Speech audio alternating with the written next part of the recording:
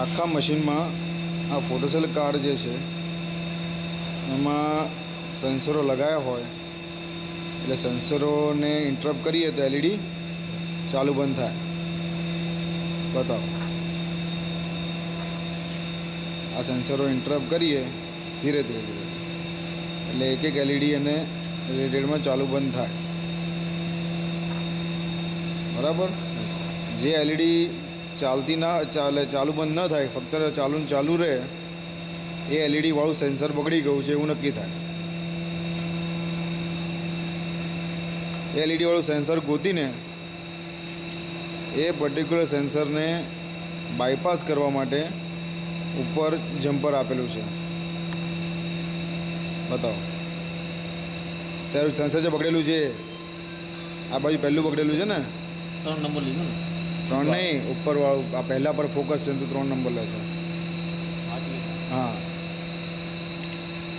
હા, આ સેન્સર જે છે એટલે એક પેન્સિલ જેવું લાવો,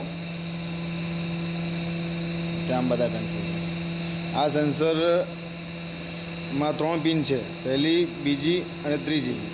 પહેલી 2 પિન પર જમ્પર લગાવીએ એટલે હા, પહેલી 2 પિન નીચેની, પહેલી 2 પિન ઉપર જમ્પર લગાવીએ તો સેન્સર ચાલુ થાય, અને ઉપરની 2 પિન ઉપર જમ્પર લગાવીએ તો સેન્સર બંધ થઈ જાય, બાયપાસ થઈ જાય. એટલે જે એલઈડી ચાલુ હોય એનું પર્ટિક્યુલર સેન્સર બાયપાસ કરવું હોય તો ઉપરની 2 પિન ઉપર જમ્પર લગાવી દેવાનું.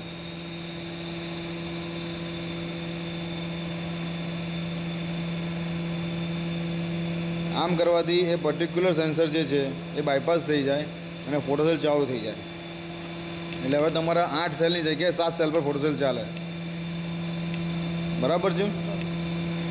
જો આખી ફોટોસેલની સિરીઝ તમારે બાયપાસ કરવી હોય, આખી ફોટોસેલની તમારે લાઇન બાયપાસ કરવી હોય, અથવા ફોટોસેલ જ આખા બાયપાસ કરવા હોય તો જે બ્લેક કેબલ આવે છે, બ્લેક કેબલ જ ને, જે કન્ટિન્યુટી કેબલ છે એ કન્ટિન્યુટી કેબલને તમારે કાઢી નાખવો પડે બહાર. કયો કન્ટિન્યુટી કેબલ છે? પેનથી બતાવે.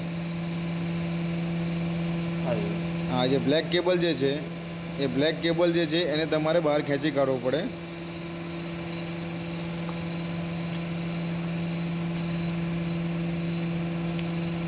નીચે રાખી પછી વારનો ટુકડો લેવો પડે અને વાયરથી એનું જમ્પર બનાવીને એ કેબલને શોર્ટ કરી દેવો પડે.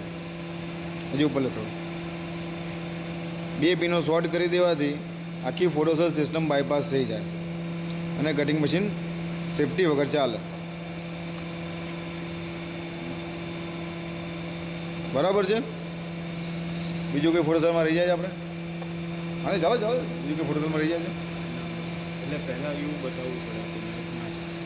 હા, પછી હવે એની પહેલાંની એના પછીની ક્લિપ. બરાબર છે. ચાલો.